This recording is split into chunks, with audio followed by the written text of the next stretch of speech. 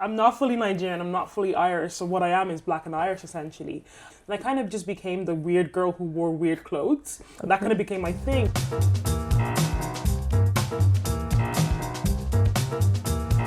What's going on in Ireland? What's the fashion scene, right? I think the fashion industry in Ireland, we still don't, even now, we don't really know what it is. We're creating the industry. I would say we have the infrastructure for an industry, but I don't know if we have a fully fledged industry yet. I walked into something completely unexpected, and we'll talk about that, but I just want to say, you really, how could you not, but you caught my eye. And so I'm delighted that you would agree to come and have a chat and fulfill this wish of finding out who are the creatives here in Ireland, and you're certainly top of that list. Thank you. You correct me. Would you say your name is Oyindamola Animashaun? Yes, Oyindamola Animashaun, aka Zeda the Architect. First of all, when did you become Zeda the Architect? So I've been Zeda for Zeda the Architect was transferred to Zeda. I was like, I'll drop the Architect because sometimes some people are a bit awkward about it. But yeah, I've been Oyindamola obviously my whole life, and then I have so many nicknames because obviously it's a 10-letter name. So a lot of people just gave me nicknames, even if they just met me, So then I was Oyin Zede for a while because my middle name is Zainab because I'm Muslim. And I've always just loved the fact that it's Z. Like, I just really like the letter Z. So I was Oyin Z-A for a while. And then I was like, one day I was like, Z-A, Z-A, Z-A. And then I just created Zeda. That's literally how, it's not some magical, I was like, what does that mean? No, it was just phonetically sounded really good. So you're known as a stylist and fashion editor who directs shoots, features for Irish magazines. You do creative direction and production, directing fashion shows, visual projects and events, bridging between fashion and the wider culture storytelling, curating artistic projects and exhibitions, cultural experiences that explore identity, memory and belonging. Journalism and cultural commentary, you write on style, identity, fashion narratives for Irish cultural press, and your career emphasizes stories that elevate inclusive, diverse, and intersectional perspectives, especially reflecting the experience of being Black and Irish. Exactly. Would you like to say something about all of that? That's quite succinctly well put for me. And I'm originally from Nigeria, but I've been in Ireland for most of my life. I'm not fully Nigerian, I'm not fully Irish, so what I am is Black and Irish essentially. And I really want to make space for people who are in between or who are one or the other, but also people who feel a little bit differently. It's really hard, I always say, to get into the creative industry in Ireland. So I'm trying to build a little community of people who are just trying to be in the club, Yeah. I'm really, really proud of the work I've been able to do. I would like to think everything I've ever created has been probably the most diverse thing anyone has ever been to. And I'm really proud of that. And I'm proud that I'm making those moves and I've been able to inspire other people to do the same. I'm really honored when people message me and they're like, oh, I got the idea to do this because I did. I'm like, thank you. That's exactly what I want. I don't want it to just be Zeda as the only person in the industry who's doing this thing and that's all. I want it to be to inspire other people who are maybe even white and Irish or other colors than Irish and to just do things that includes everybody. It's not that hard to make everybody get into the club. For a lot of people, they would say that how do you get into the fashion industry? And it seems to be often like a glass ceiling or a closed door. And was it something that you always wanted to get involved in? But in terms of me getting into it, I've just always really loved fashion. If you see my mom and dad, they're quite flamboyant. They're Nigerian. They're very flamboyant, cultural people. So I've always loved clothes. And then I did the thing of probably desecrating the family name by loving vintage clothes when I was really younger. And they're like, why do you want to wear dead people's clothes? I'm like, because I love it. So I've been dressing myself from like 11 of me like literally begging my mom to take me to a charity shop so I can get stuff 5 pieces for $5. So I just always loved fashion. And I kind of just became the weird girl who wore weird clothes. And that kind of became my thing. But then because of that, whenever someone needed a music video, needed a special project, guess who they called? The weird girl with the weird clothes. So I would end up borrowing people my stuff. And then they were like, oh, would you want to dress me? It wasn't even styling. Do you want to dress me for this? So from 16, 17, started doing these little side projects. And in secondary school, I was like doing little fashion projects. And then I started in Maynooth. And when I was there was a fashion sock. And I think my eyes were like, you can do this and do shows and stuff like that. I extended. It's a job. It's a job, I ascended quite quickly in the society from literally my first year to being like the head stylist. I just got to produce these incredible shows and I actually watched some of them recently. I was like, I did that at like 18 years old. That is insane. Was this in university? Yeah, and I was doing these fully fledged shows. We had ballerinas, we had dancers. Like, you can tell where my journey, like where I started from. And I'm thinking that was my start point, you know? Because of that, I got obsessed with Irish design, because sometimes it was really hard to get into stores or big brands, but you know who was willing to kind of lend you their clothes? These incredibly passionate student designers or Irish designers. I just started messaging them, and then I kind of became like all my shows were just all Irish design, because that's who would respond to me, because obviously no one knew who I was. I couldn't find someone to either mentor me, or I didn't have anyone who looked like me, or just someone to give me the pathway. So I just had to create my own. I think that's probably why maybe a lot of people resonate with my career, is because like you can tell I kind of did it boots on and just did it myself, you know? Yeah. And I'm really lucky. And I honestly, sometimes I'm like, I want to get sad about that journey, but I'm kind of proud of it, because you know what? It shows that it can be done even if you're not in the club. I find sometimes I look at the people in fashion as like a traveling circus. Yes. Some of them come from Central St. Martin's or whatever in the design area. But a lot of us on the outside, hair, makeup, stylists, etc., haven't all gone through schools at all. Yeah, we don't exactly. have a particular profile as well. And I think that it's funny. I think that fashion is a great excuse for storytellers. Yes. And so I kind of think that transferable skills is the capacity to tell a story, but the skill set of telling a story through clothing is a fabulous one. It's like getting dressed up and things like that, make believe, right? Exactly. And you do it on a scale. I try. I always say, because obviously, because it was so hard for me to get into the industry and to actually make a name for myself, I'm trying to not do this thing of doing the same thing to people behind me. So because of that, I go out of my way to find people who I know who are interested. How do I say? Just have some sense. I always say. That's all you need. We can learn the skills later, you know? Yeah, true. So for me, I always say, in terms of taste, having good taste, ironically, having good taste in fashion, that's all you need. Honestly, just love clothes enough that you want to be inside it, and then we can figure out how you can be a stylist later on. So I'm so lucky, like, to even say for good taste, a lot of the people who were there, that was their first time. So good taste is my opus, like it's my magnus opus, you know. I'm really proud of it. I was doing something recently, they talked about having the credibility to do a project where 90 days later people are still talking about it. I am so lucky that how many days later has it been and people are still asking me questions about it. I'm able to kind of stand on the shoulders of that project. And essentially, Good Taste came about because I wanted to apply for something for Irish Design Week, and they asked to do in the application, it was a case of look at multiple disciplines and figure out the connection. So I was like, okay, what am I intrigued by right now? Obviously, fashion is the obvious one. I was like, food. So it's like a fashion and food. I was like, okay, what if I just simple panel event, have some chefs, have some stylists, and get them to converse. That was the original idea. And the idea is, okay, good taste was transferable across those disciplines, because the idea, you have good taste in fashion, you have good taste in clothes, but obviously the obvious part of good taste in food. So it started, and that's what I pitched. You know, I wanted to create something memorable, something that people can stick with, and also something that people feel like, you know what, I can do that. You know, that was actually a very important element for me, that I really want people to see themselves in my work. Then I was like, what if I do a fashion show? What if I do that? And then I just kept adding all these accoutrements onto it, everything, and then it became that. And it ended up being an incredible statement of that it's able to be done in Ireland. Because sometimes there's a thing of there's not enough models, there's not enough this, there's not enough they're there.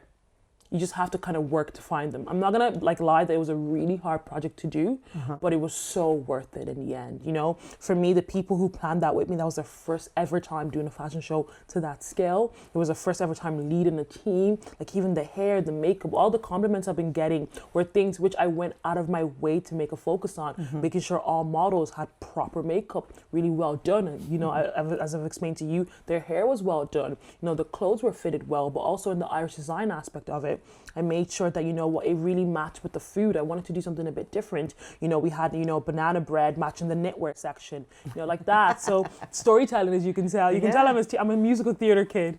But yeah, no, I'm really, really proud of that project. And, you know, the fact I'm still able to stand on that months later is something that's always going to stick with me. And I hope I get to do something better, because I never want that to be my ceiling. No, I'm going to keep going. I was going to say to you, just to kind of explain when you were saying, you know, the hair and the makeup, you wanted to be done well, is also because you had opened and made sure to open up this fashion show to all the diversity that is now in Ireland at this age group, Asian, black, every possible There was a skin tone. statement being made in that, because obviously I'm lucky that I've been to so many fashion shows, and I'm like, where are all the POC models? I know they're here. So you know what? So it was a case of in casting, me and my casting director, Eileen Carlo, we took time to make sure we were looking for people. When I realized I didn't have a certain, you know, maybe representation, we were searching on model boards, putting on our stories, in group chats, who has somebody of this. Like, we worked so hard on the casting. So whenever we're complimented on the casting, we're like, yeah. It's fantastic, because when I started doing fashion shows actually in Paris, the early 90s, late 80s, all the shows were held inside the Louvre Museum in the courtyard, and there were tents and tents, and the models literally went from one tent to the other. It became you know, something so easy to access for everyone, and then things spread out. But also, people would cry at these shows, they would dance at these shows, and that's something you brought back to me.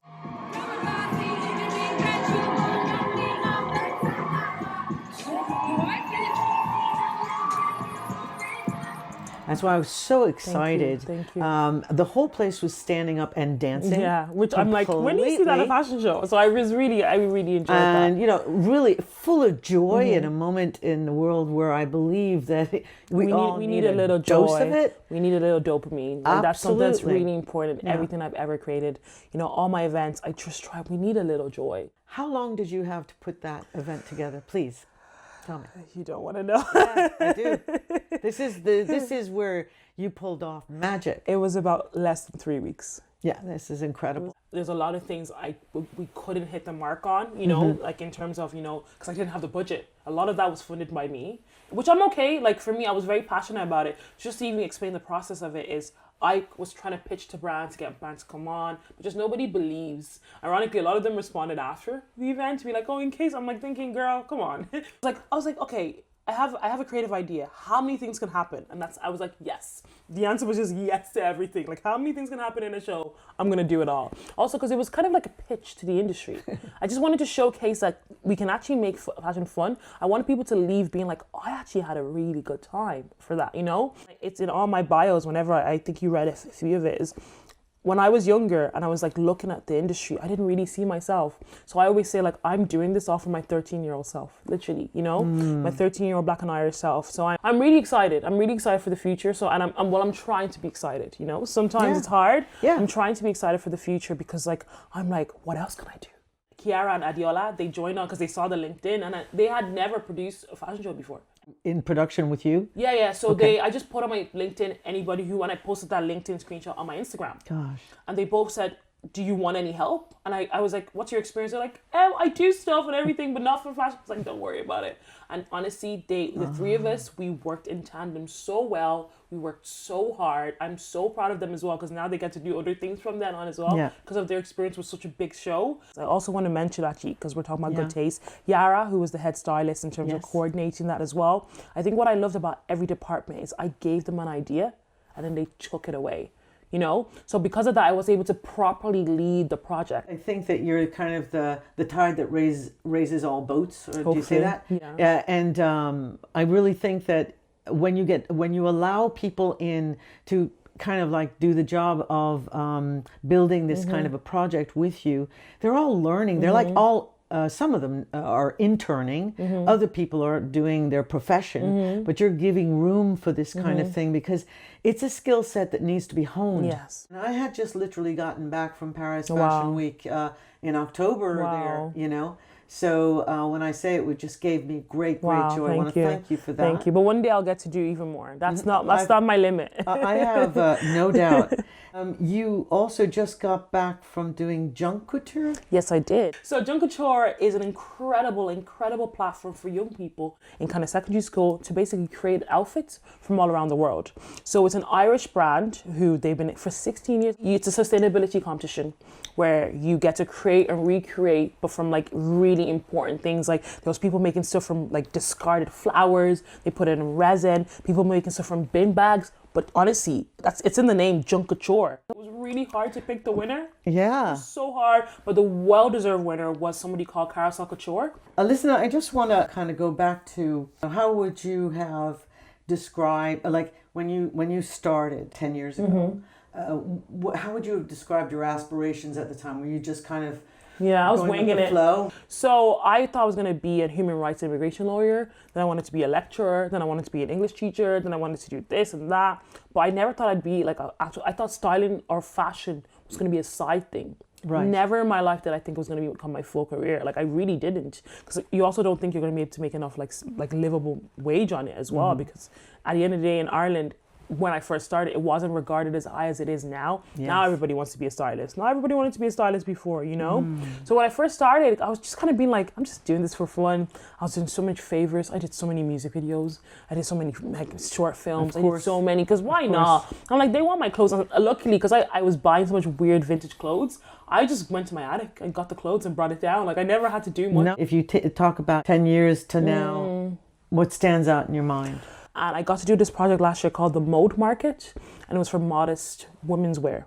You know, and I got to work with two incredible people, you know, Yara and Stephanie. They're both hijabis, and we wanted to create a market just for women who are Muslim. Extra, we got to do two panels where they talk about their faith and connecting with Islam and telling their stories. I pitched to Image magazine to do an article about kind of being a Muslim woman in the 21st century and being able to be stylish and still be modest. So I wrote this, and I think it's quite incredible. I know I wrote it, but I think I've never seen something like that before, where I was interviewing 5 Muslim women about their culture and their Islam and how they connect to fashion and still serving looks but being modest. And I'm really, really proud of that one, because I felt like a funnel to telling that story. And they're all Irish and Muslim women. I just interviewed them. It was all them. I had nothing to do with the story, you know? Like I was just trying to be a funnel for it. So for me, I think that's the best part of my career. I know I get to do all these really cool, glamorous projects, but being the access point to people getting their stories being told. Because I feel like if I didn't care, no one was going to tell that story. Like another one I did a menswear market, because funny enough, there's never been a fully just menswear market.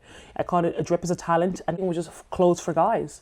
And it was one of my most well-attended markets. Yeah, it ended up being one of my most popular markets because people sold out that day, because like they're also interested in secondhand fashion and vintage fashion, but no one's actually curated that experience. So I got to do that as well. I rented a venue, and then I got rails, and I messaged a lot of guys who I thought had really incredible style and brands who are really cool brands. And I just said, would you like to sell your clothes at this market? I'll give you a rail space. And then we filled it up with 15 different menswear, because a lot of guys are interested in menswear fashion, but no one curates that specific. So it was like a curated space you can go to see 15 different people have clothes for you.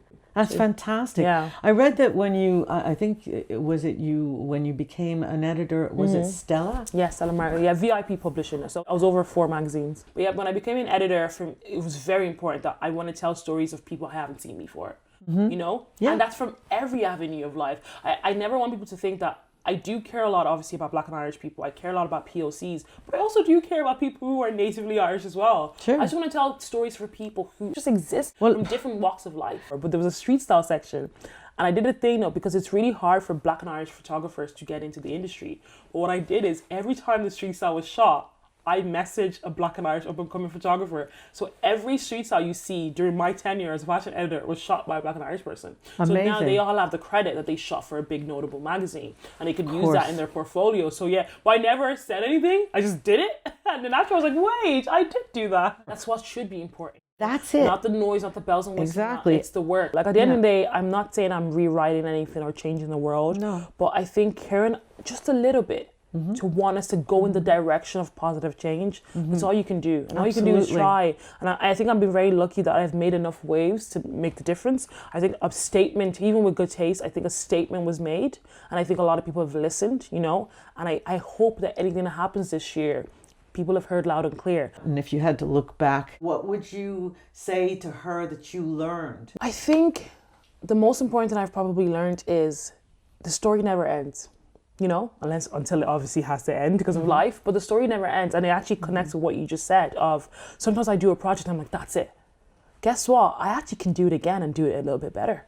You know? So when I was quite dramatic. I'm still a little bit dramatic. I was quite dramatic when something happened, that's the end of the world. I could never do, I don't get round 2 of this. But guess what? I can do it again.